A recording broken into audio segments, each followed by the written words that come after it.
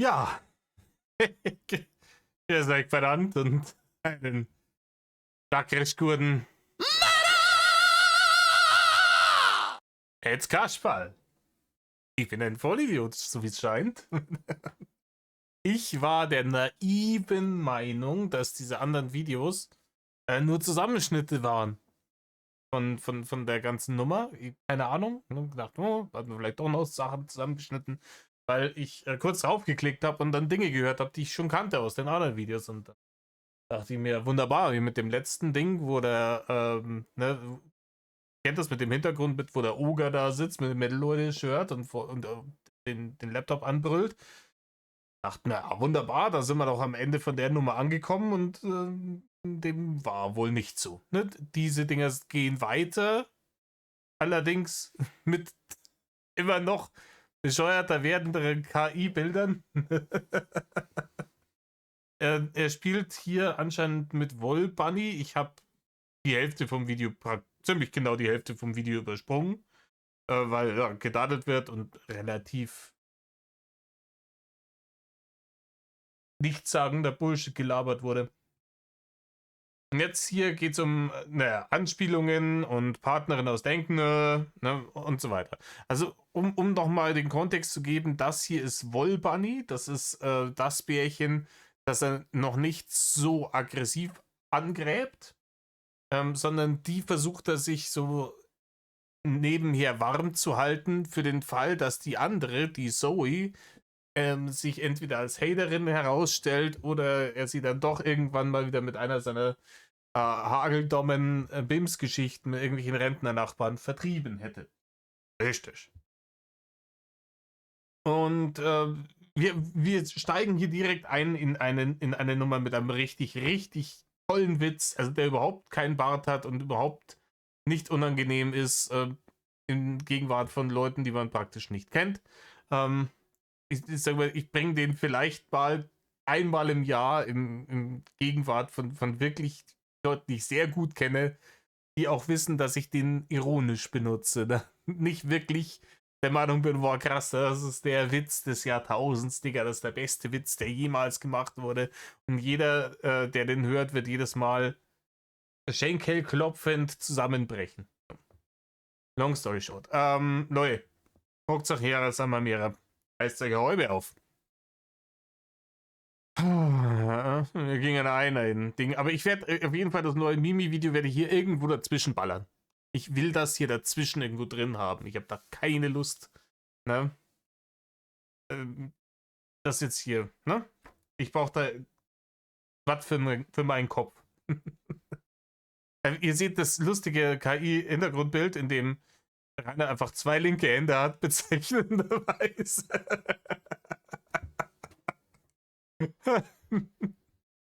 Und sie ist hier so ein bisschen in die Wand von der Blockhütte reingeglitscht. Ne?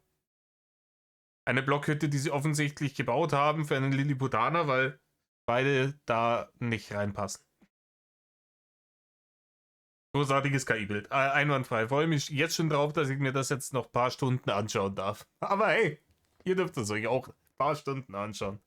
Dementsprechend gehen wir da jetzt rein. Und es fängt gleich an mit diesem großartigen Witz. Yep, ich komme. Scheinreichtum Anfang. Darf ich nicht? Bitte? Darf ich nicht? Habt ihr gemerkt hier? Der hat gesagt, sie kommt und er hat gemeint, erscheinen reicht. Oh, mei. Oh, der King of Comedy hat wieder zugeschlagen. Absolute Zwerchfellzerstörung aller Rainer Winkler. Du darfst schon. Allerdings weiß ich nicht, ob da meine Partnerin was dagegen hat. Das wäre natürlich nicht okay. Hast ja recht. Wusste Schauen dass wir du eine mal, Partnerin hast. Mensch, wann ist das passiert? Vor ein paar Tagen war es das nicht. Nee, das ist definitiv nicht. Aber ich hatte dir ja gesagt, dass ich mich in letzter Zeit mit jemandem treffe. Und, Wo war das dein ja. Date? Ja.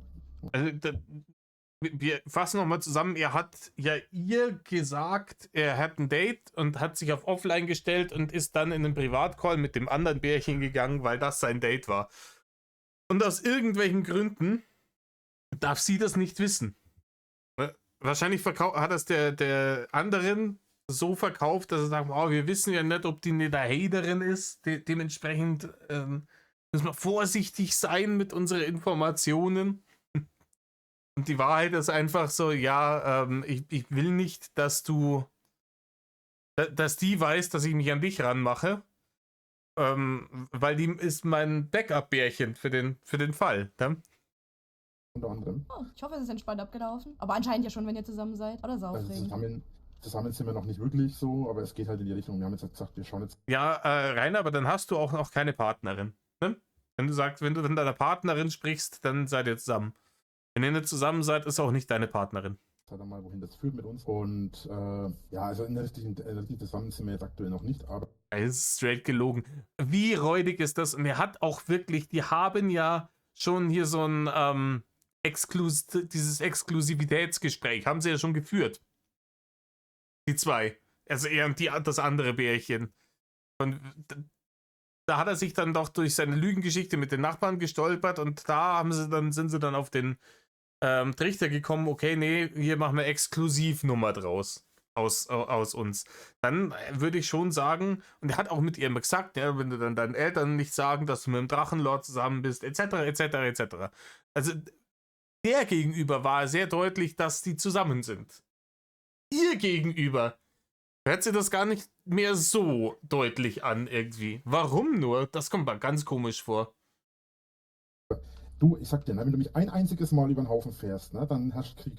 Von mir musst du keine Angst haben. Du hast Du mich bist schon das zweite Mal haarscharf an mich vorbeigefahren. Und das mit dem Sprengen war ein Unfall. Ja, aber ich habe dich nicht überfahren bis jetzt. Ich habe dich noch gar nicht umgebracht. Nein, hast du nicht. Aber das, wie gesagt, war ja vorher schon ein bisschen eine Angelegenheit. Also, was mich hier gerade nervt, ach doch, man kann hier eine Mauer ziehen. So, das Problem ist, wie ziehe ich jetzt an dieser Kante eine Mauer? Am besten wahrscheinlich von hier aus. So, soll ich denn das Wasser einfach mit Oder kleine Mauern, der Reini.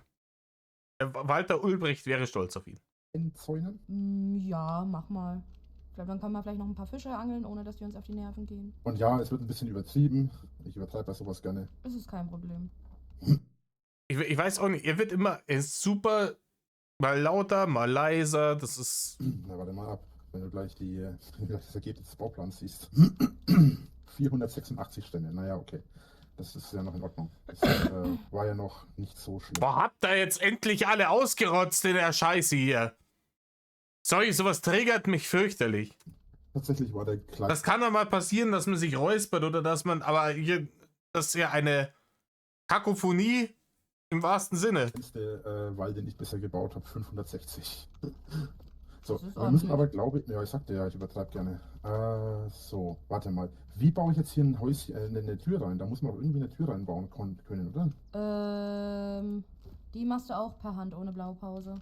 Dann mach das bitte du. Ja, komme mal. Ein bisschen das Unterholz lichten hier. So, pass mal auf, wenn ich jetzt ihm hier einen Auftrag gebe, baut er auch die Bauen, Feuer, Konstruktion abschließen. Wenn ich jetzt Konstruktion abschließen mache, dann fängt er an, Bäume zu holzen und das einzubauen, oder? Oder muss ich die Bäume selber holzen und der nimmt die sich aus dem Lockholder? Nee, er holzt sie von alleine ab, wenn du es jetzt dort einstellst. Ganz normal. Er holt sich, Okay. also er hackt und dann holt das. Boah.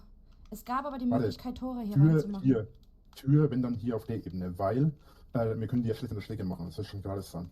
Du kannst, ich kann hier nichts umstellen. Kannst du C drücken, dass du da ein Tor reinmachen kannst? Nee, wenn ich C drücke, passiert gar nichts. Warum geht das denn nicht? Muss aber eine Stelle muss frei sein. Ich reiß mal mit X, ist die Frage. Aber Wenn du mit X was einreißt, dann reißt du die ganze Hütte ab. Das ist die Dann reißt Frage. dann reißt du meinen ganzen Zaun quasi wieder ab. Ja, der rüttelt sie am Zaun. Aber dann ist aber hier Pol offen, hätte ich gesagt gehabt. Ja. Ich höre mir das mal alleine in zweifacher Geschwindigkeit an, weil wie die jetzt hier eine Hütte aufbauen und einen Zaun abreißen, ist mir relativ Wayne und ich glaube euch auch, ne? War jetzt hier wieder ein paar Minuten gedaddelt. Sie fragt ihn jetzt gerade, er soll mal erzählen, ne? Und da schauen wir mal, was er so erzählt. Okay, aber jetzt bin ich aber schon ein bisschen neugierig. Erzähl mal, wie war der Abend? Das freut mich gerade voll. Was meinst du mit, wie war der Abend? Kann ich gerade nicht folgen. Bin gerade im Kopf, glaube ich, woanders wie du. Nein, Rainer. Du bist im Kopf genau. Sie wollte von deinem Edzardler Date erfahren und du willst über das Edzardler Date aber überhaupt nicht sprechen. Ne? Weil sie ja immer noch dein Backup-Bärchen ist. Und das willst du ja nicht vergraulen. Oder du willst ja, dass sie vielleicht Hoffnungen hat, Nicht, dass die sich noch, während du versuchst, die eine klar zu machen, noch einen anderen sucht und dann verlierst du sie als Backup-Bärchen. Das wäre schlimm. Ne? Schön am Haken lassen. Nee, du hast doch gesagt, du hast ein Date gehabt, oder nicht? Achso, ja, ich hatte ja mehrere Dates in den letzten Tagen. Ach so. Also es war immer mit der gleichen Person, versteht sich. Aber ich war jetzt generell im Kopf Ja, bei dir versteht sich, ja. gerade im Spiel, deswegen habe ich jetzt gar nicht gewusst, was du meinst. Achso, ja, weil wir vorher so Ähm, abgebrochen haben, deswegen. Ja, also was soll ich sagen? Ich habe mich halt mit der Person jetzt öfter unterhalten, getroffen und wir haben halt mal geschaut, wie es läuft. Und dann habe ich halt ein paar Sachen so erzählt und habe halt gemerkt, dass die Person ein bisschen eifersüchtig wirkt. Oh. So und habe dann halt dann einfach von mir aus, wie ich halt so bin, mit meiner direkten Art, gefragt halt, ob alles okay ist so und habe halt dann gemerkt, dass die Person, mit der ich jetzt da mich getroffen habe, halt trotzdem irgendwie, sie sagt immer, ja, ist in Ordnung und so weiter, sind ja nicht zusammen, keine Ahnung. Aber ich habe halt gemerkt, dass da halt einfach ein bisschen mehr dahinter steckte. Oder habe halt zumindest den Eindruck gehabt und habe dann halt gesagt, pass auf, ne, wir sind jetzt nicht zusammen oder so. Also das, was er erzählt, das hier dem anderen Bärchen, von der Situation, die wir zu Genüge irgendwie plattgetreten haben, wo er versehentlich dem ersten Bärchen erzählt hat, er hätte seine Nachbarn gebimst und sich dann da rausgeredet hat. Und jetzt stellt er das so hin, als wäre sie irgendwie vollkommen irgendwie unvernünftig eifersüchtig. Kennen wir uns nicht lange genug, aber wie schaut's denn aus? Ne? Lass uns halt einfach mal gucken. Willst du mehr? Ne? Willst du gucken, ob da mehr passiert und so? Und meine die Person so, ja, also eigentlich, ne? Habe ich gesagt, pass auf, mach das ganz einfach. Also wenn du sagst, du möchtest. Ja, das hat er gesagt. Pass auf, dann machen wir es ganz einfach. Er hat nicht eine Dreiviertelstunde lang hingejammert, oh, bist du jetzt böse auf mich? Oh, nein, nein, nein, nein, nein. Ganz souverän ist er gewesen, der Rainer. Jetzt pass mal auf, ich erzähle dir jetzt, wie das läuft. Und dann, ne, und wenn dir das passt, dann ist gut. Und wenn nicht, so, dann bin ich damit auch nicht unglücklich. Hm? Nein, Rainer. Eine Beziehung oder so, dann, oder du willst zumindest mal schauen, ob wir in die Richtung Beziehung überhaupt kompatibel sind und funktionieren und gehen, dann lass uns das einfach mal ausprobieren, dass wir, Achtung, Baum fällt in deine Richtung, Ja, ich pass auf. dann lass uns einfach mal probieren, ob wir wirklich halt in die Richtung gehen. Und ja, anders gesagt, wir haben dann halt gesagt, ja, okay, wir treffen uns jetzt halt einfach nicht mit anderen, sind jetzt noch nicht zusammen fest, aber wir treffen uns halt einfach mal nicht mit anderen und treffen uns halt einmal nur miteinander und schauen, wie wir eine Beziehung führen wollen oder können. Okay. Also wirklich zusammen in dem sind wir jetzt noch nicht. Das Headset macht mich fertig, wirklich. Ich höre dich schon Ja, gar nicht. dann verstehe ich nicht, warum du dieses Headset benutzt. Warum benutzt du nicht einfach ein vernünftiges Headset?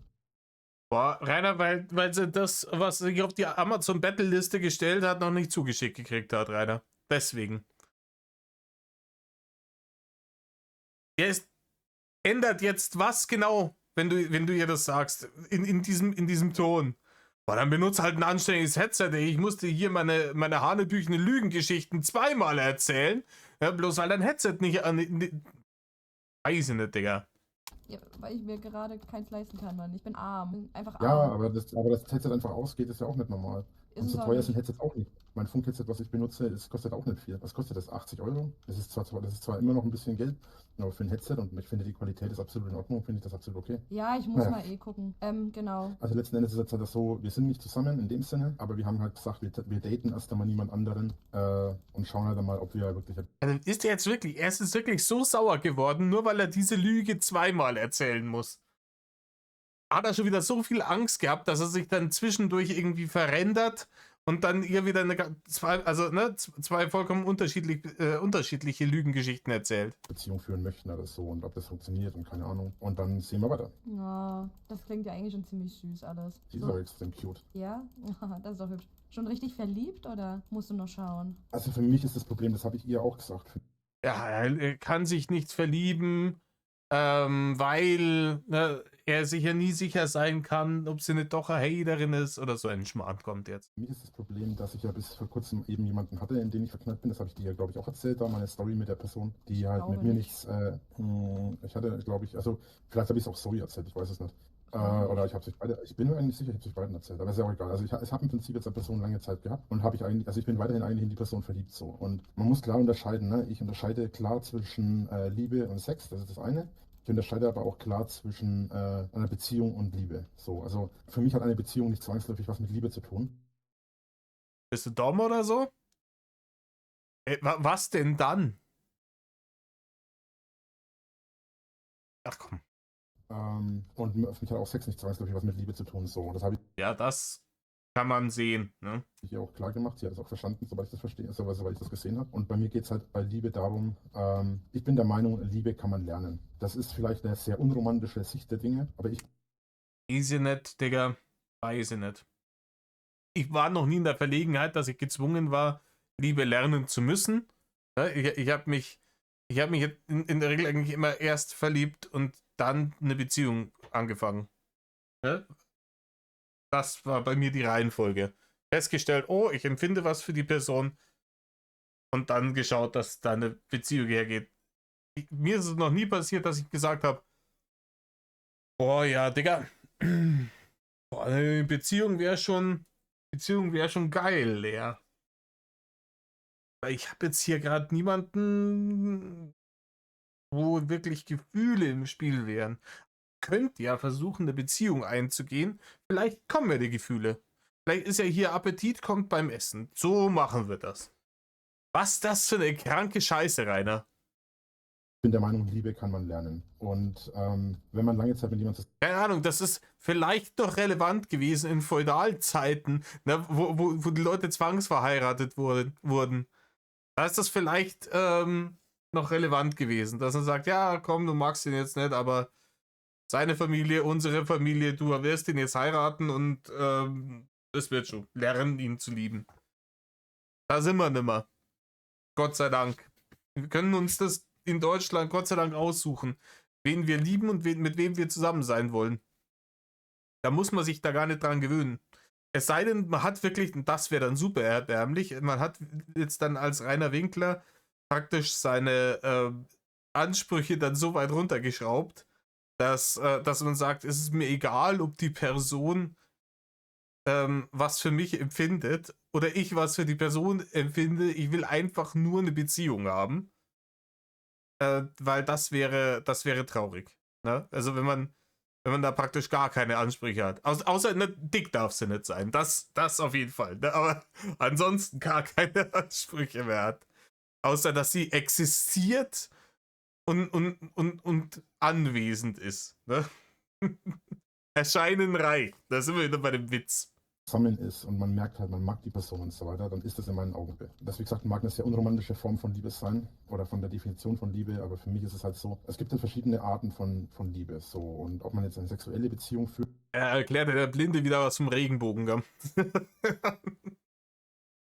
Und sexuelle Liebe empfindet oder halt wirklich nur, also körperliche Liebe auch, oder ob man jetzt halt Rainer, Selbstliebe ist die einzige Liebe, die du kennst. Ist Selbstliebe. eine emotionale Liebe auf kompletter Gefühlsebene hat. Ich kann mit jemandem eine emotionale Liebe teilen, ohne mit der Person jemals ins Bett zu kann aber gleichzeitig auch mit jemandem ins Bett gehen und eine körperliche Liebe haben, ohne aber mit der Person emotional zusammen zu sein. Das habe ich zum Beispiel eben in der Vergangenheit mit einer anderen. Genau. Und das ist halt auch. Ja, da ist irgendwas ausgeschnitten gewesen, das habe ich nicht gemacht. Das ist die Sache, die ich da halt so ein bisschen sehe. Wie gesagt, das ist für viele und verzeih mir, dass ich da wieder Sexisten raushängen lasse. Ja, dann lassen halt nicht raushängen. Ach so, immer noch in Mary verliebt. Das war die, ne? Weil vielleicht macht er sich da noch die größten Hoffnungen, weil er sich denkt. Ja? Aber ich merke halt immer wieder, dass gerade in Bezug auf Frauen da halt ein bisschen anders ticke auf. Okay. Ich sehe halt das immer so. Es gibt so viele Serien und Filme, nehme ich da mal gerne als Beispiel, in denen Ja, die nimmst du gerne als Beispiel, weil du auch keine richtigen Beispiele aus der echten Welt hast, die nicht erstunken und erlogen sind. Du kennst diese Welt nur aus Serien oder Filmen. Rainer, du kennst zwischenmenschliche Beziehungen, egal ob jetzt romantischer Art oder platonischer Art. Du kennst das alles nur aus Filmen, Serien, Computerspielen. Du hattest noch nie eine echte Beziehung mit irgendeinem Menschen, der nicht vielleicht mit, keine Ahnung, deine Mutter oder dein Vater war. Aber irgendjemand, der einfach gerne Zeit mit dir verbringt und gerne mehr über dich erfahren will und für den du wirklich ein dufter Typ bist. Wie gesagt, egal ob romantisch oder platonisch. Hat er noch nie gehabt. Er erzählt uns jetzt hier die Story. Ja, hier, meiner Meinung nach gibt es die Arten von Liebe und dann noch die Arten von Liebe. Rainer, wir spielen hier nicht Magic. Ne? Mein Liebesdeck ist grün. Meins ist schwarz. Ist nicht. siehst du, dass er zum Beispiel ein Pärchen, keine Ahnung, sagen wir mal, ein Pärchen, die halt sich einander versprochen sind. So, nehmen wir mal das Beispiel vielleicht Ranma, du schaust ja Animes. Ja, Ranman Nehmen wir halt. mal, genau, nehmen wir mal das Beispiel Ranma halt. Das Beispiel, weil es derzeit ja eine Neuauflage davon gibt. Sehr gut, by the way, möchte ich anmerken. Ja, allerdings. Jedenfalls, das ist das beste Beispiel für meine Theorie und da habe ich auch schon als Jugendlicher drüber nachgedacht. Ranma und jetzt hätte ich was gesagt, Kagome, nee, das war eine Jascha. Ranma und, oh Gott, jetzt habe ich den Namen vergessen, wie peinlich. Ja, wie peinlich, du kennst nicht mehr die ganzen Namen von irgendwelchen Charakteren aus dem Anime auswendig. Digga, keine Ahnung, der kann sich stellenweise die Namen von den Bärchen, von seinen angeblichen Ex-Freundinnen nicht merken, aber bei irgendwelchen Japano-Kinderserien, da ballert er dir die Namen raus wie ein MG am D-Day, oder? Oh Gott, wie heißt sie? Warum vergesse ich Hat die gerade nachgeäfft? Warum? den Namen? Warte mal, das kann nicht sein. Warum habe ich den Namen vergessen? Was ist mit mir? Ranma Meinst du die- Akane? Akane, genau. Ja. Ranma und Akane. Wieso habe ich den Namen vergessen? Das ist ja was peinlich. Also, bei Ranma und Akane ist es das beste Beispiel, was damit aussagt, was ich meine. Bei Ranma ist es das so, und Akane, die mögen sich nicht. Ne? Die hassen sich sogar. Aber im Laufe des Animes merkst du immer wieder, wie die trotzdem irgendwie Gefühle füreinander entwickeln. Und die sich mit der Zeit immer mehr mit dem Gedanken, verlobt zu sein, anfreunden. Jetzt interessiert, hey, hier Ramen und Sake, was die machen, ist mir relativ einerlei, Digi. Ich mache mal kurz Pause und spul die Scheiße mal vor. So, jetzt labert er wieder über irgendwelche Gefühle. Ja, also wie gesagt, ich habe halt im Moment, um jetzt das Ganze mal zum Ende zu führen, ich habe halt einfach derzeit aufgrund einer Situation, die im letzten Jahr passiert ist, Situation, meine Freunde, Situation. Gefühle für eine Person, die halt für mich keine Gefühle besitzt. So. Oh, Besitzt. Ich besitze Gefühle eher, okay. Ja. Rainer, it sucks to be you, aber ist halt dann so, ne? Wenn du es seit einem Jahr weißt und da immer noch hinten nachholst, bist du ziemlich luschi. Einfach wirklich arschsam und sich eingestehen, ja, offensichtlich will die Mary da nichts von dir. und das Problem daran ist halt, dass ich. Hörst du mich eigentlich? Weiß ich gar nicht. Ja! Okay. Weil anscheinend scheint diese Rainer-Betreuung wirklich sehr zeitintensiv zu sein. So, jetzt fangen die schon an, einfach ihren Haushalt und dergleichen alles noch im Hintergrund zu machen, weil so, oh fuck, jetzt komme ich irgendwie von meiner 8 Stunden Schicht in der Arbeit nach Hause und jetzt habe ich nur 8 Stunden Rainer. Und aufgrund dessen, dass die Person keine solchen Gefühle für mich hat, ist das für mich jetzt eine recht lange, schwere Zeit gewesen, für über ein Jahr. Und die Gefühle verschwinden ja halt einfach so. Ja, Rainer, aber ich sag's dir, wie es ist. Wenn du ein Jahr lang um jemanden trauerst und ne, diese Gefühle nicht verschwinden, bei einer Person, die du de facto also fast nicht gekannt hast, so die einmal bei dir kurz zu Besuch war, wenn dich das ein Jahr kostet danach, alter Schwede, dann möchte ich nicht wissen, wenn du mal eine richtige Beziehung hättest, was da los wäre, wenn die in die Binsen geht. Ne? Nicht falls, sondern dann wenn. Ne? Bei mir ist es eine schwierige Angelegenheit, weil ich bin jemand, ich lasse nicht so leicht los. Wenn ich für jemanden Anscheinend nicht, Rainer. Ist im Übrigen auch keine attraktive Eigenschaft. Man sollte, auch vor allem, wenn man hier bei irgendwelchen Bärchen landen will, sollte man denen nicht eigentlich aufs Brot spielen, ich bin ja nur richtig verliebt in eine andere Person, weil ich kann das nicht loslassen, etc. bla bla. Das ist unsexy, Rainer. Gefühle habe, dann habe ich starke Gefühle für jemanden und das bleibt auch dann relativ lange so, beziehungsweise verändert sich eigentlich im Laufe des gar nicht mehr. Genau. Und ja. Also er spricht jetzt hier nicht von der Frau, mit der er irgendwie 10 Jahre zusammen und 3 Jahre verheiratet war.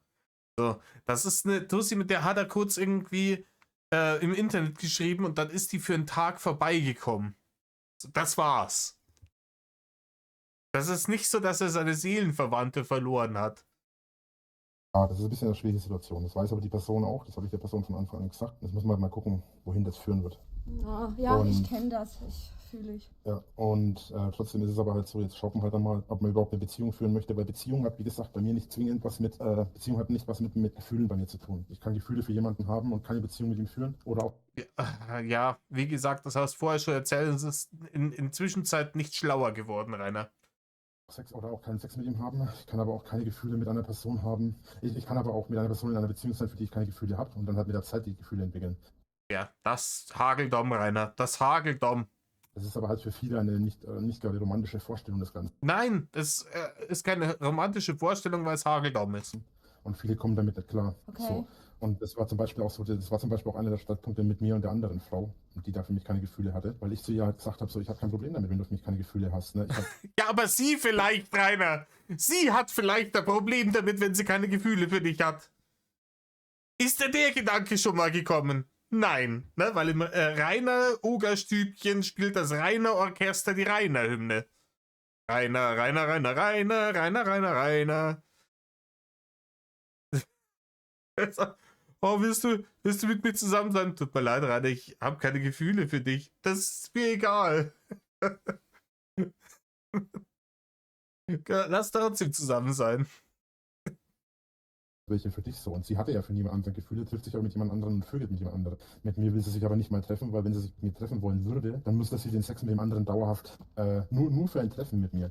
Die Sache ist, zwischen uns beiden ist auch eine sehr sexuelle Spannung gewesen. Und der Witz daran ist, dass die andere Person halt eigentlich schon klar gemacht hat, wenn wir uns treffen, werden wir ficken. So. Und deswegen will sie sich nicht mit mir treffen, weil wenn sie sich mit mir ein einziges trifft und das mit uns beiden nicht hinhaut, dann müsste sie den Sex mit dem anderen dauerhaft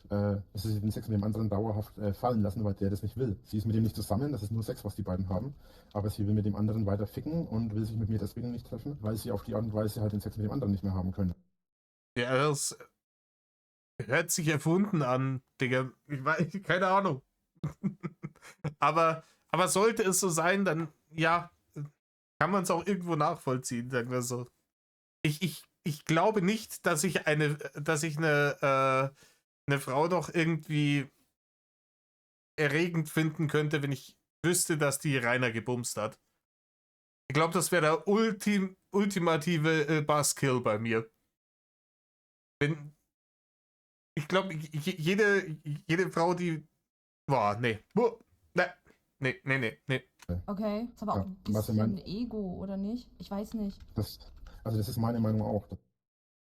Ja, sie redet von deiner Meinung, Rainer, du Dulli. Tatsächlich. Es geht aber, ich glaube aber, das Ganze geht noch tiefer. Ich persönlich, die Person, wie halt ihr zwei auch, und ihr braucht das nicht abstreiten, Also, er meint jetzt das. Okay. das weiß ich. Ihr kennt mich ja schon viele Jahre, schätze ich mal. Gerade wusstet ihr ja auch mit meinem Blog und so weiter. Na, da brauchen wir uns ja nichts vormachen. Ihr habt meinen Blog durch den Discord gefunden und durch die Videos auf TikTok und YouTube von den Hatern. Das ist einfach so.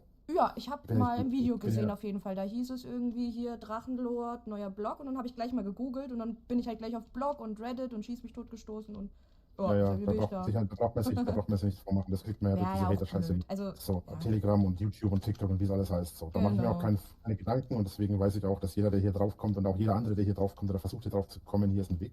Wieso ist hier ein Weg? Jedenfalls ist es halt so, die Person kennt mich seit mehr als 10, 15 Jahren so und sagt halt, dass ich seit mehr als 10, 15 Jahren in ihrem Leben bin. Und das zeigt halt für mich so, die Person hat halt auch schon seit 15 Jahren irgendwie Interesse an mir und möchte auch mehr oder auch nicht. Rainer, ich bin jetzt seit knapp über 4 Jahren in der Nummer drin. Ne? Die erste Zeit inaktiv und schon seit fast 4 Jahren aktiv. Ende Dezember werden es 4 Jahre, Leute. Ende Dezember 21 habe ich diesen Kanal hier gegründet. Wild. Aber das ist mir schon genug.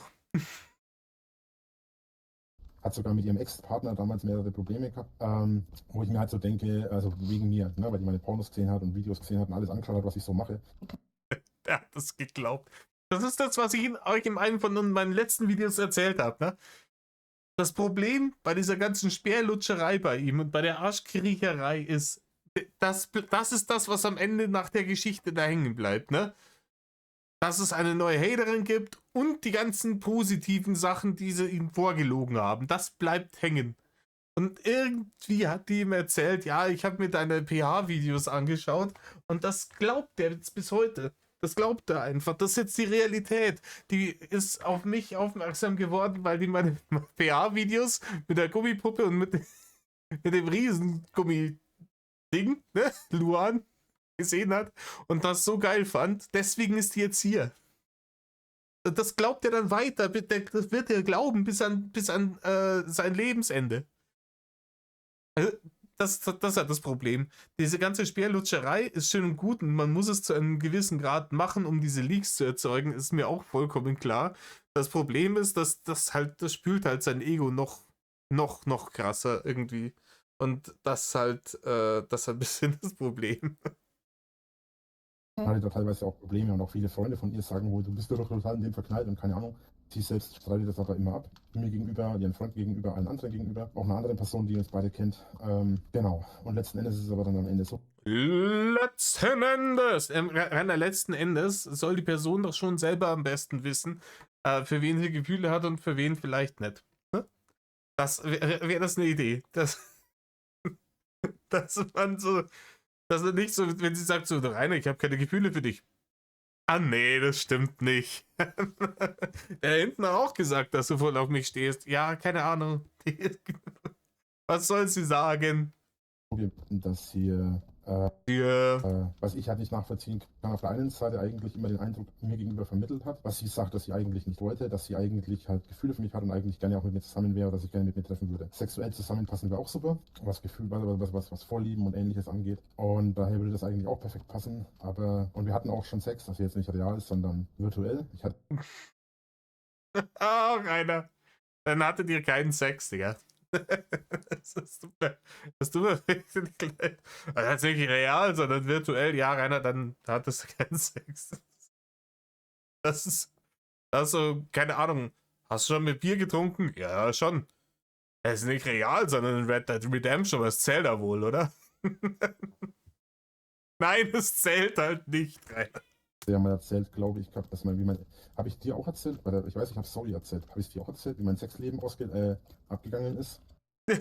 Abgegangen. Also, dir ist ein Sexleben abgegangen. Das hat dir gefehlt praktisch. Das glaube ich dir, Rainer.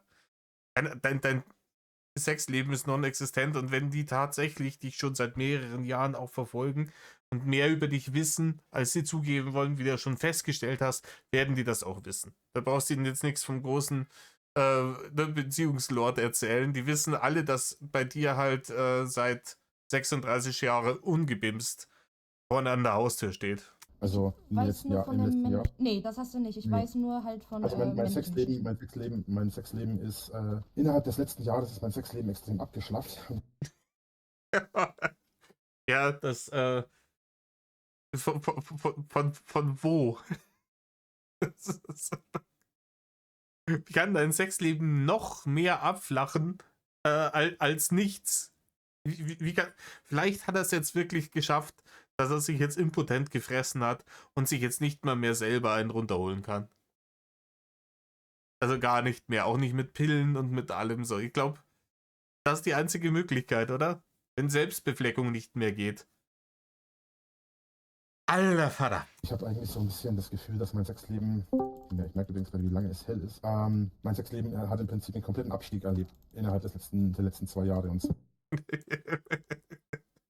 Also, ich glaube, oder ist es wirklich so, dass er jetzt Uwe den Stängel lutschen muss, weil das Amt ihm die Miete nicht mehr bezahlt.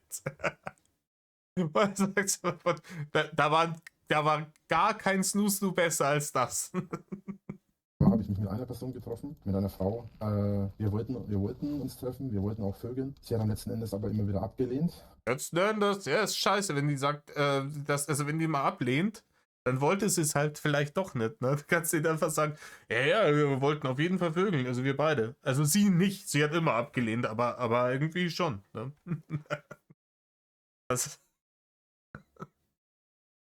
Und am Ende war es dann so, dass ich sie gefingert habe, wir auch Ja, komm. rumgeknutscht haben, aber sie mich dann letzten Endes nicht. Also sie hat mir nicht mal runtergeholt. Was denn nicht extra? Ich weiter. Oh, ich habe erst vor kurzem wieder Full Metal Jacket gesehen. Ne? Das ist jetzt. Oh, meine Fresse. Ja, genau so ist es abgelaufen, Rainer. Genau so ist es abgelaufen. Diese fürchterlich egoistischen Menschen lassen sich hier vom Rainer, dem höchsten Wesen, ne, verwöhnen und dann ne, wird hier nicht mal 5 gegen Willi machen sie dann bei ihm. Schweinerei. Ich habe sie Okay. befriedigt in verschiedener Hinsicht, aber sie hat mir nicht mal runtergeholt, geschweige denn, dass wir gevögelt haben. So. Das ist ja aber Und auch assi, so. Ich meine, sich selber Ich da fand's- zu gönnen und dann aber den anderen nicht, so, das gehört sich nicht. ich habe tatsächlich, Rainer, der große Gönner im Bett. Das wissen wir ja. Ja. solche Beziehungen oder solche Situationen schon oft erlebt. Habe grundsätzlich auch an sich kein Problem damit. Womit ich ein Problem habe, ist, wenn ich dann überhaupt nicht zum Stich komme, auf längere Sicht. Also wenn ich Rainer, das ist halt schlecht, wenn man du ist, gell? Wenn man da, genau dann damit ein Problem hat, dass man lange nicht zum Stich kommt. jetzt mich mit meiner jetzigen Partnerin oder meiner zukünftigen Partnerin jetzt treffen wollen würde. So, und sie würde halt ihren Spaß haben, aber ich würde halt nicht zum Stich kommen. Hätte ich an sich kein Problem damit, solange ich halt beim nächsten Mal, wenn wir uns treffen, halt auch zum Stich komme. So. Ey, das hört sich alles sehr nach einer Transaktion an, Rainer. Rainer, wenn du sowas willst, dann ist Escort the name of the game, aber das wirst du dir nicht leisten können. Ne? Das ist. Stell es dann gleich als Bedingung. Ne? Muss die das unterschreiben? Nach spätestens nach zweimal hier Höhepunkt durch Wurstfinger. Spätestens nach zweimal ist er auch mal dran. Ne? Ja, damit habe ich dann kein Problem. Ja. Also ich habe da kein Problem damit, quasi meiner Partnerin den Vorrang zu geben. So, was auch Das bezweifle ich, Rainer. Aber ey, es wird nicht so weit kommen. Also, nicht alle Männer machen. Im Gegenteil. Finde ich schon sehr Aber nobel. ja, Rainer ist ein richtiger Gandelmann, wenn es ums Snoosen geht. Ne? damit habe ich an sich kein Problem. So, mir wäre es zwar dann recht, wenn sie mir zumindest einen mit der Hand runterholt, so, weil das halt auch auf Dauer ein bisschen. Das ist Ja, jetzt ist gebietet der Anstand. Ne? nicht bei allen Männern, aber bei mir ist es halt so, ich habe halt eine sehr starke sexuelle Kraft. Er erzählt jetzt schon wieder was von den blauen Murmeln, Digga. Okay. Sage ich jetzt mal, Okay. bescheuert ausgedrückt. Und bei mir ist es halt das so, wenn ich halt nicht zum Stich komme, aber halt lange Zeit sexuell stimuliert werde, also im Sprich von, ich habe ständig einen Ständer, weil ich mit etwas dann rumknutsche und rum. Wird das nicht schon? Ist das nicht dieselbe Nummer? Wiederholt sich das jetzt hier? Leute, ich mach kurz Pause und schau nach. Erstaunlich. Nein, es ist wirklich. Er hat es so auswendig gelernt, diesen Text. Beim letzten Mal hat er es nämlich dem anderen Bärchen erzählt. Ja, dann ist jetzt gut. Erzähl nochmal von deinen blauen Murmeln, Rainer. Rumfummel, aber halt nicht zum Ende komme, dann ist es bei einem Mann oft so, man kennt es ja als Aussage so, man macht sich immer darüber lustig, oder Frauen machen sich darüber lustig, weil sie es für ein Gerücht halten, Samenstau. So. Aber es gibt es tatsächlich wirklich, das nennt sich blaue Hoden. Das hört sich Also schmerzhaft Blue Balls, an. Ich glaube, Hoden Oder sollten Blue nicht Balls blau im werden. Englischen. Naja, das heißt nur so, die werden nicht blau, aber die sind halt, aber ja, es ist schmerzhaft und zwar enorm. Und zwar, Keine Ahnung. Das ist lächerlicher und lächerlicher, je öfter ich die Blaueier-Geschichten von ihm hören muss. Alter. Die werden zwar nicht richtig blau. Du merkst nicht mal, wie die dich verarscht. dann musst du dir das vorstellen, ich beschreibe das immer so. Ja. Stell dir vor, du hast einen Wasserballon, ja, und den Mhm. füllst du mit Wasser. Irgendwann platzt er. Oh shit. Platzen werden die Hoden im Normalfall nicht, aber dass die schmerzhaft werden, wenn die immer voller werden, weil du musst bedenken, die Samenproduktion des Mannes auf rein biologisch, also mal rein biologisch betrachtet das Ganze, Jetzt kommt er wieder mit der Rainer, du weißt nicht mal, du hast keine Ahnung von gar nichts. Es ist, das wird unangenehm, weil es übermäßig stark durchblutet wird für eine extrem lange Zeit. Ne? Das ist zum Beispiel auch, wenn du auf die Verpackung hier von deinen Lattentabletten drauf schaust, hier die blauen, die kleinen, dann wird dann irgendwas draufstehen, so sollte die Erektion, das hatte ich noch nie tangiert, aber sollte die Erektion nicht länger wie 4 Stunden andauern oder so, dann Krankenhaus aufsuchen. Ne? Wenn einfach zu lange zu viel Blut in diese Area gepumpt wird, wird es halt irgendwann unangenehm. die Samenproduktion des Mannes Das ist jetzt nicht so, dass da drin auf einmal hier jemand volle Kraft voraus und dann. steigt natürlich exponentiell dazu, wenn er sexuell erregt ist, was ja vollkommen logisch ist, weil dadurch natürlich ja auch der Mann der Körper des Mannes, nicht der Mann, sondern der Körper des Mannes dann denkt, ja, ne, ich muss jetzt produzieren, ich muss produzieren, ne, es wird benötigt, es wird benötigt. So. Ja, der Nachteil daran ist, wenn es halt benötigt wird, wollen wir mal pennen gehen, weil jetzt wird es Ja. gleich dunkel und ich sehe nicht mehr viel. Ja, du machst hier, ich sehe schon. Ja, genau. Vielleicht kannst du dann auch, wenn du fertig bist, kannst du vielleicht auch ringsrum, von außen nach innen, wir können das, glaube ich, sogar noch ein bisschen größer machen. Also mach das ruhig. Ich mach wollte das es mehr ruhig. Ich habe hier nichts übersprungen. So, war der Jump war jetzt in Reiners Hirn. stöckig Bisschen machen, oder so. deswegen. Weil ich habe da so eine Idee für innen drin, wie es richtig cool ausschauen könnte. Oder Ja, soll ich ja, doch schon, lieber aber noch größer? mach trotzdem mal bis zu diesem Baum hier. Ich Okay. habe ihn mal markiert. Ja. Mach mal bis zu diesem Baum hier ran, weil wir müssen ja nicht. Du kannst das ruhig stehen lassen, du kannst das ja einfach erweitern. Ach ja, Weil stimmt. wir machen ja dann die Fläche, innen drinnen belegen wir dann, ja? Ja, Und dann ja, haben wir genau. dann haben wir ja quasi, sagen wir mal, so eine Art, stellst dir vor wie eine Art Veranda. Ja. Und auf dieser Veranda, auf dem Fundament, das ist ja Ja, ich spüle wieder vor, bis er seine blaue Eier-Geschichte wieder erzählt. Leute, der Einstieg wird jetzt wieder geil. Also, sie haben jetzt zwischendurch so abgeschwiffen mit seinem Spiel und hat jetzt dann gerade gespeichert. Und das Bärchen ist gerade in die Küche gegangen. Die hatte so ein Süppchen auf dem Herd. Hör dich an. genau. Und wo war ich stehen geblieben? Blaue Hoden und das nicht platzen. Solltest du vielleicht nicht so laut rumschreien? Ja, Gott sei Dank platzen die nicht. Nein. Nee, also Nicht, alles gut. alles gut. Jedenfalls, genau, also wie gesagt, platzen, weiß ich nicht, ob die das können. Aber Fakt ist auf jeden Fall, es ist sehr schmerzhaft. Und ja, deswegen ist es halt auch Fakt ist letzten Endes. so, dass ich habe das schon sehr, sehr oft in meinem Leben gehabt.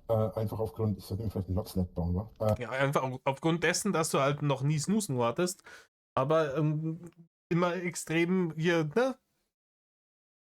Rollig bist. Und einfach aufgrund der Tatsache, dass ich, weißt du was, ich baue hier mal, okay, ich habe hier mal eine Tür gebaut, genau. Also genau, es kann halt sehr, sehr schmerzhaft sein, so, und das ist halt extrem ungeil. Vor allem dann, wenn du halt, wenn eine Frau sagt nein, dann ist es halt nein, dann ist es nun mal so, das kann man nicht ändern. Aber wenn eine Frau halt ihren Spaß hatte und dann nein sagt und der Mann dann da steht und Schmerzen hat, Ja, dann ist scheiße gelaufen, ne? Dann ist das halt aber immer noch ein Du-Problem. Das ist, wenn mich jemand beim Gebrauchtwagenkauf beschissen hat, dann bin ich halt auch der Angeschissene, ne?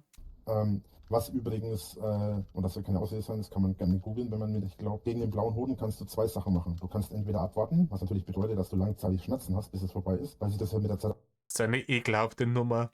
Das ist eine so ekelhafte Nummer. Immer dieses, ja, die Schmerzen, das sind so fürchterliche Schmerzen, oh, diese Schmerzen. Und dass man es praktisch so hinstellt, als würden die Bärchen, wenn sie nicht mit ihm Snoozen haben wollen, praktisch aktiv Folter begehen. Kompletter Bullshit, Rainer. Wieder abbaut. Oder du kannst halt auch aktiv dagegen vorgehen, indem du eben masturbierst. So, jetzt habe ich wieder Durst. Das habe ich bestimmt, mein Fleisch ist jetzt bestimmt gegammelt, ne? Ja, aber ich frage mich dann, wenn das wirklich so weh tut, wie machen das jetzt dann zum Beispiel hier? Hier bei den Juden gibt es doch auch irgendwie so eine Regel, dass man sich auch nicht selbst befriedigen darf. Und da gibt es ja wirklich welche, die machen es nicht. Oder meinst du, die machen das alle irgendwie heimlich? Nee, die haben einfach permanent, die sind immer auf Morphium. Du kannst dir die unmöglichen Schmerzen dieser Menschen nicht vorstellen. Ja, da merkt man schon. Bröckelt ein bisschen die Geschichte, ne? Also ich weiß nicht, ich kenne Also keinen, aber... erstmal musst du bedenken, was ich gerade gesagt habe. Ich sag Und jetzt wird er ein bisschen matt, oder? Die Stimmung ist gerade eher so in Richtung neutral gependelt. nicht, dass es immer so auftritt, wenn du nicht masturbierst. Ah, Sondern ich sagte, es tritt auf, wenn du sexuell erregt wirst und dann nicht masturbierst. ach so. Und ja, Ja, und Teenager sind ja praktisch nie nicht sexuell erregt. natürlich ist es tatsächlich auch so, dass ich durchaus glaube, auch aufgrund der Biologie des Mannes, ich kann mir nicht vorstellen, dass Männer gar nicht masturbieren. Also es gibt Männer, die haben eine stärkere und es gibt Männer, die haben eine schwächere Libido, also sprich sexuelle Lust und so weiter. Ich kann mir aber nicht vorstellen, ums Verrecken, weißt du was, ich gehe jetzt mal schnell. Ja, keine Ahnung, ich hab's mir auch noch nie vorgestellt, weil es mir relativ wurscht ist. Ne? Wenn ich mir denke so, oh krass, der Typ da drüben. Wichst der oder wichst der nicht? Das ist ja vollkommen wurscht, Rainer. Runter zum Strand. Ich brauche nämlich dringend Wasser Yep. und ich habe keine Lust, hier ständig krank zu werden. Also ich suche jetzt mal ein Ding, weil ich muss trotzdem was trinken gerade. So, Ich gehe mal zum Strand und suche mal Dinge. Genau, also ich kann mir nicht vorstellen, Ding, auf jeden Fall Ding. Ansonsten ist Zeug. dass Männer gar nicht masturbieren. Es gibt mit Sicherheit welche, die halt zum Beispiel weniger sexuell erregt sind oder so. Aber ich kann mir nicht vorstellen, dass es Männer gibt, die gar nicht Ja, masturbieren, wenn die halt auch Ding haben. Weil wenn die Ding haben, also spätestens wenn die Ding haben, dann geht's aber los. Da Mütze glatze die ganze Nacht. Ohne Ding, nicht unbedingt, aber mit Ding auf jeden Fall. so jetzt im Allgemeinen, im Alltag, wenn ich jetzt nicht jetzt, sagen wir mal, keine Ahnung, wenn ich jetzt halt zum Beispiel mit einer Frau zusammen bin und mit einer Frau rumknutsche, wenn ich von einer Frau angefasst werde. Man muss nicht mal am Schwanz oder so sein, sondern einfach generell halt ein bisschen kuscheln, ein bisschen stimuliert werden. Aber das ist doch, ist doch derselbe Schitteltext, wie er der anderen Mulle erzählt hat. Das ist doch OG. Ja? Und ich würde es euch jetzt, ich muss im letzten Video tatsächlich rausschneiden. Scusi dafür nochmal. Ne? Jizz in my pants. Die sind da knallhart, was Copyright angeht, Digi. Halt, und man halt auch einfach eine Erektion bekommt und das lange Zeit immer wieder bekommt, ohne dass man halt dagegen vorgeht, dann ist es halt so, dass hier rennt ein Eichhörnchen. Ohne dass man dagegen vorgeht. Das hört sich an. Und was machst du? Ich gehe gegen meine Erektion vor. Gibt es ein Eichhörnchen? Okay, bist du noch da oder bist du wieder weg? Ich bin noch da, meine Mitbewohnerin hat mich gerade versucht Keine Ahnung. Die Invasion. Die Invasion der Fünf-Finger-Armee in Hosenhausen, Alter. anzurufen, aber ich musste jetzt gerade vertrösten. Nee, wenn deine Mitbewohnerin irgendwas braucht, dann ruf halt an oder geh halt Ah, hin. alles gut, alles gut. Sie hat gesagt, ist nicht mehr ganz so wichtig, deswegen. Aha. Na gut. Hier liegt ein Baumstumpf rum. Geil. Also im Prinzip ist es so. Wenn ich jetzt lange Zeit nicht masturbiere, habe ich auch keine Schmerzen. Ich bin jemand, also wie gesagt, das ist ja bei jedem Mann ein bisschen anders. Bei mir ist es so, wenn ich masturbiere, bei mir ist es so, wenn ich sexuell stimuliert werde und eine Erektion bekomme und das über lange Zeit halt nicht, und halt lange Zeit mich selbst nicht anfasse oder halt auch keinen Samenerguss habe, dann staut sich halt innerhalb von kurzer Zeit auch entsprechend viel Samen an und dem Ja, ist Bullshit dran. Es ist nachgewiesenerweise liegt es nicht daran, dass da zu viel Jizz im Beitel ist. Ne? Entsprechend bin ich dann natürlich auch bis zu einem gewissen Punkt, habe ich dann auch ab einem bestimmten Punkt auch eben Schmerzen. Wenn ich jetzt aber lange Zeit nicht masturbiere, aber halt keiner sexuellen Stimulation ausgesetzt werde, und wir reden jetzt hier nicht von, ich habe alle zwei Stunden, ich habe jetzt einmal oder zweimal am Tag eine Erektion, sondern wirklich, ich habe keine Ahnung, innerhalb von einer Stunde 5-mal eine Erektion, dann habe ich auch keine Schmerzen. Wenn ich jetzt aber mit einer Frau zusammen bin und kuschel und sexuell erregt werde und innerhalb von, sagen wir mal, mehreren Stunden oder sogar meinen ganzen Tag wiederholt innerhalb von kurzer Zeit Okay, hat das erklärt. Ich muss schon wieder, obwohl er das Wort Gumpel diesmal gar nicht gesagt hat, aber ich muss schon wieder an den Aiwanger denken. Leute, wenn der Aiwanger anfängt, über seine Erektion zu berichten, dann wähle ich auch die Freien Wähler, Digga. kriegt. Dadurch steigert sich natürlich dann meine körperliche Funktion von der Produktion des Samens und dadurch steigt auch Natürlich, ja, natürlich. die Hier. Wahrscheinlichkeit eines Blue Balls, also von Blue Balls, blaue Hoden. Genau. Und so ist es halt generell bei Wahrscheinlich steigert sich die Wahrscheinlichkeit eines Blue Balls. Das hört sich so an, wie wenn ein Pokémon-Account spricht. Genau. Oh, die Blue Ball ist ein ganz seltener Account. Da musst du da und da an der Küste entlang. Ja, wie ist das? Missing No oder so, ne? so ist es halt bei jedem Menschen, also bei jedem Mann. Aber grundsätzlich, Nee, leider. ja, aber grundsätzlich gilt auch, und das muss man ganz deutlich sagen, bei jedem Mann ist es unterschiedlich, ne? Ich zum Ist so geil. Genau so ist es bei jedem Mann. Aber grundsätzlich ist das bei jedem Mann unterschiedlich. Rainer Winkler, der Mann, der sich schneller widerspricht, das ist sein Schatten. Beispiel, da machen sich die Hater oft drüber lustig. Ja.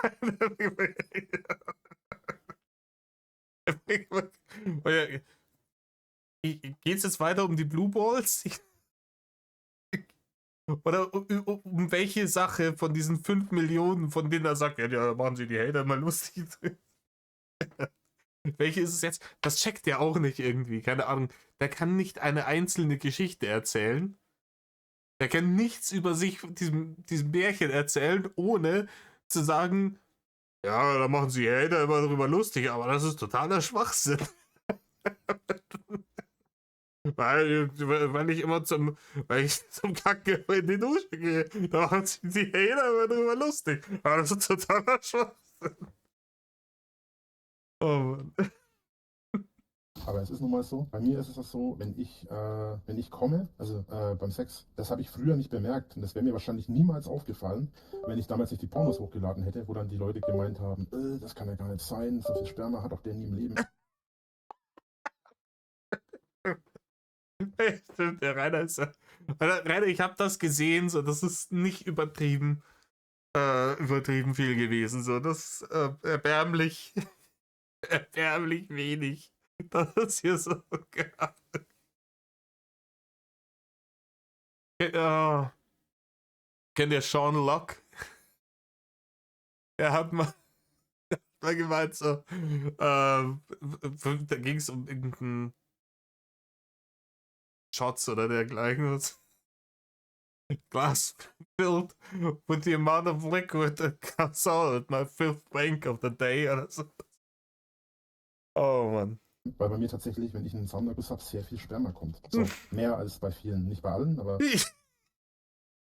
Ja, Blauwal macht noch mehr. Aber drunter kommt gleich, Platz 2 kommt gleich Rainer. Ich bin da halt, was das angeht, habe ich eine sehr Ja, du bist ganz besonderer Mensch, Rainer. Das ist was wieder. starke Produktion anscheinend. Das Ja, du bist der Jizzinator, Rainer. war mir aber nie aufgefallen. Warum auch? Warum liegt hier mitten im Stroh rum, Rainer, keine Ahnung. Wald an einem Baum ein Seestern? Das ist ja auch geil. Genau, und mir wäre das wahrscheinlich niemals aufgefallen, wenn Wenn dir. da Leute nicht drüber gewundert hätten. So. Und ich habe dann damals meine erste Partnerin danach gefragt und die meinte halt, ja doch, ne, es ist halt schon sehr viel bei dir, ne?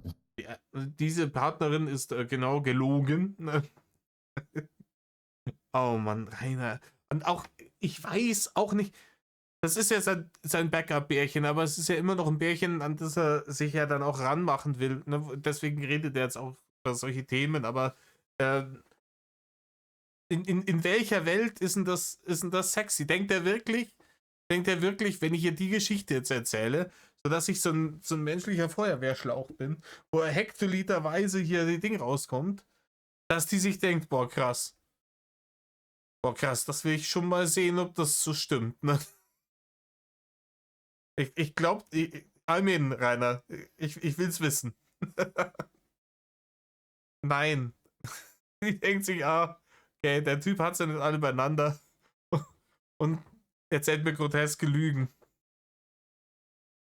Und geht. Also jede, außer Bärchen, die wollen natürlich wieder Met fahren. Okay, cool, krass, wusste ich nicht so. Und deswegen, das ist aber nur eine Theorie, deswegen gehe ich davon aus, dass Die Theorie bin ich gespannt.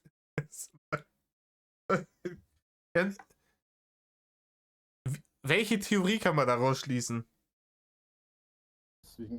deswegen gehe ich davon aus, dass es bei mir halt etwas stärker ausgebaut ist. Also, Ach so, ja, jetzt haben wir die Brücke wieder geschlagen, ne, zu den Blue Balls. Also, weil er ein menschlicher Feuerwehrschlauch ist, ne? Also bei Rainer ist das, ne, wie wenn, kennt ihr noch in diesen 80er-Jahre-Filmen, ne, wenn dann irgendwie in New York so ein Hydrant über den Haufen gefahren wird. Das ist, ne? Und deswegen leidet auch viel schneller unter diesen blauen Eiern. Und deswegen haben die, das ist im Übrigen alles nicht sein Problem, weil das gibt sehr viel Macht und mit Macht kommt Verantwortung in die Hände der Bärchen im wahrsten Sinne des Wortes, ne? dass sie ihn unter gar keinen Umständen so leiden lassen dürfen. Ja, also wenn die ihn einmal berührt haben, ist er praktisch schon so aufgeladen, dass jede weitere Sekunde, wo sie sich nicht sofort ans Werk machen, praktisch Todesqualen aus der Hölle mit Bienen im Mund sind. Auf Doom. Keine Ahnung. Das ist maximal das schlechte Gewissen einreden. Natürlich vollkommen Hanebüchen. Ich glaube, es gibt keine Frau auf der Welt, die dumm genug ist, auf so eine Scheiße reinzufallen, aber er versucht's halt, ne? dass ich dadurch, dass ich dadurch halt anfälliger, sage ich mal, für Blue Balls bin, für blaue Hoden, Oh, als okay. andere Männer. Ist aber halt nur eine Vermutung, ich kann es halt schlecht beurteilen. Vielleicht liegt es auch einfach daran, dass ich einfach einen stärkeren Sexualtrieb habe, als Ja, vielleicht bist du auch einfach hageldumm, Rainer. viele andere, gerade weil ich halt zum Beispiel sehr wenig Sex habe. Das kann sein. Also zumindest es hört sich sehr plausibel an. Aber das ist ja auch scheiße. Ja, dann ist es ja umso mehr unverschämter, wenn man dann einen so halt wirklich geil macht und dann sagt man, ja, nö, kannst dich nicht anfassen, so verarscht oder irgendwie sowas. Das ist ja. So ungefähr war es Also ja. wirklich, das macht mich ganz gerade richtig sauer, das zu hören. so, ja, also ganz so war es ja jetzt auch nicht, ne? Aber kann Hat sich aber schon so angehört, gerade vorhin. ich hier in dem Teil eigentlich 2 Schildkrötenpanzer mitnehmen? Schön vom Thema ablenken. Rainer, aber genau so hast du es doch gesagt. Du hast gemeint, oh, die hat hier 5, 6 Höhepunkte gehabt und danach hat sie noch nicht einmal den Anstand gehabt, als bei mir vielleicht auch mal ein bisschen am Hobel. Naja, Oder nur einen. Ich glaube tatsächlich nur einen, aber probier mal. Nee, das ist komplett unverständlich, wirklich. Sei froh, dass du die los Okay, es hast. geht nur einer. Ja, also grundlegend, also wenn du mal guckst, wo ich gerade bin, hier in der Richtung findest du ganz schön viele Schildkröten. Hier sind 6 oder 7 Schildkröten, wie es gerade. Also grundlegend würde ich sagen, ja und nein. Ne? Also zum einen, du wusstest es jetzt zum Beispiel nicht. Du bist ein paar Jahre jünger als ich. Ja. Ich habe schon Frauen kennengelernt, die deutlich älter sind als du, wirklich so um die 50, 60. Die wissen das auch nicht. So, du kannst also eigentlich einer Person keinen Vorwurf machen, dass die Person das nicht weiß, dass du als Mann Schmerzen dann hast. So, ich habe das am Anfang ja selber nicht gewusst. Bevor ich meine erste Partnerin hatte, wusste ich das auch nicht. Dass ich da, weil es ist ja immer so, ne, es wird ja immer gesagt, so, oh, ja, na, wird sich immer lustig drüber gemacht. ja, es ist halt auch wirklich lächerlich, Rainer. Es ist, also, wie gesagt, dass es das Phänomen gibt, ja, ist unbestritten. Dass es unangenehm ist, ebenfalls unbestritten. Es ist jetzt nicht das Riesendrama, als dass du es hinstellst. Und das ist easily avoidable. Ganz ehrlich, ist gar kein Problem. Ich habe das gemanagt zu meiner Teenager-Zeit, da war ich 17. Da dachte mir, okay, so und so regeln wir das jetzt am besten. Fertig. Problem gelöst, Rainer. Ich lebe heute noch. So über das Thema. So im Sinne von, ja, wenn Männer keinen Sex haben, haben sie Schmerzen, das wird sich immer lustig drüber gemacht. Aber dass das wirklich ein realer Fakt ist, dass das wirklich real passiert, das hatte auch ich selbst als Mann nicht gewusst. Und tatsächlich kenne ich auch nicht viele, die diese Schmerzen schon hatten, weil das nicht bei allen Männern vorkommt. Weil halt, gut, man muss auch dazu sagen, die Mehrheit der Männer merkt das nicht, wenn es sie sexuell halt, man könnte es auch so sagen. Die merken das nicht, weil die nicht so die Überproduzenten sind wie Rainer. Ne? Allein dadurch, dass ich die Schmerzen kenne, Der ist High-Performer, was das angeht. Richtiger High-Performer. Ne? Er hat keine Lappen mehr, aber in der Hose, der fährt der Porsche, Digga. ist es eigentlich schon fast wieder ein Fakt, dass ich halt von Frauen viel zu oft verarscht werde. Auch so könnte man das betrachten. Weil bei den meisten Männern treten diese Schmerzen deswegen nicht auf. Entweder nicht so extrem potent sind und so extrem viel Sperma produzieren. Ja, extrem potent.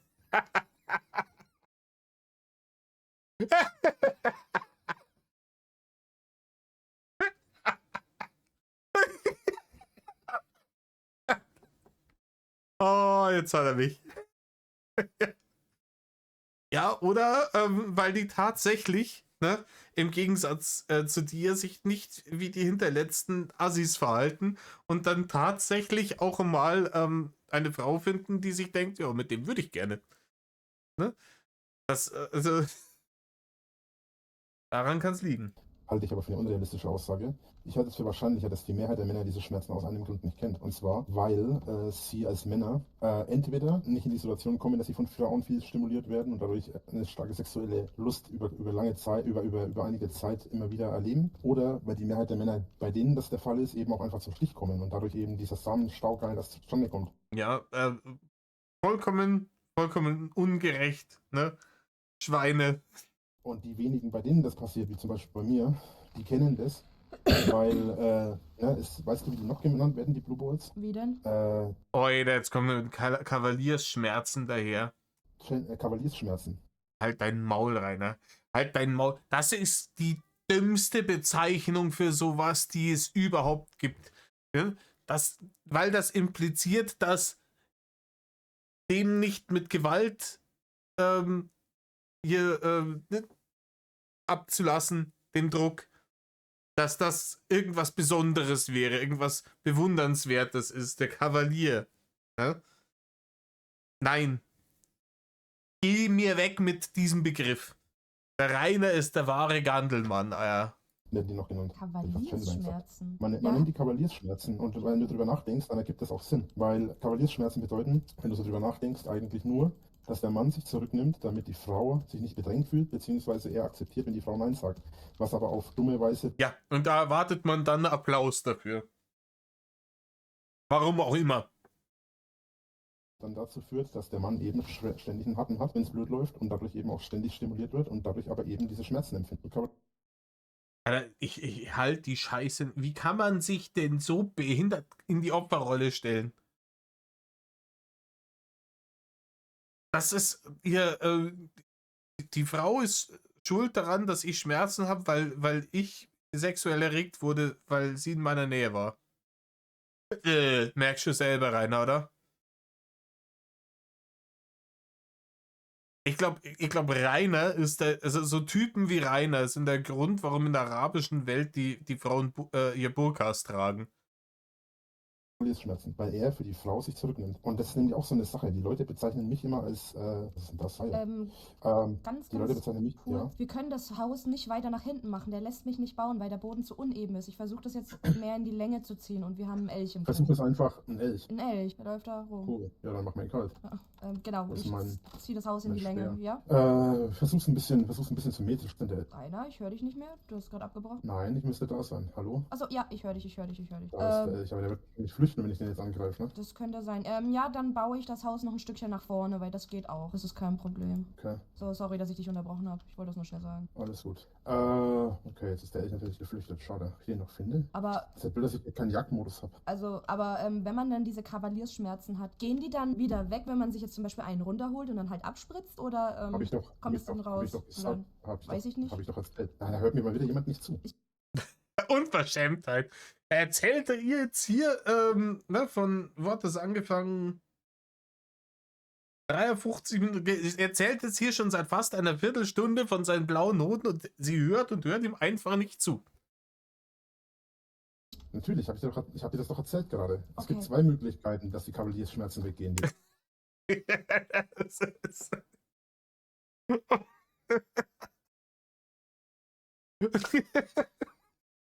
Weil, keine Ahnung. Kennst du das? So ein bisschen so ein Dorfdeppen hat und dem irgendjemand was beigebracht hat, wie Kavalierschmerz und blaue Eier und wie die dann wieder weggehen.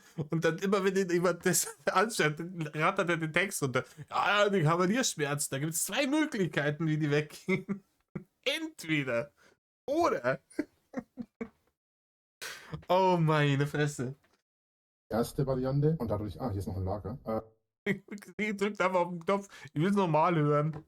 Die erste und eigentlich eben auch schon wieder kavaliersmäßige Option ist eben, und manchmal eben auch notwendig, wenn du zum Beispiel mit einer Frau Urlaub bist, mit einer Frau zusammen bist und so weiter. Du wartest ab und sorgst quasi dafür, dass auf diese Art und Weise, dass die Schmerzen eben nachlassen. Was aber sehr unangenehm sein kann, weil es sehr lange dauert.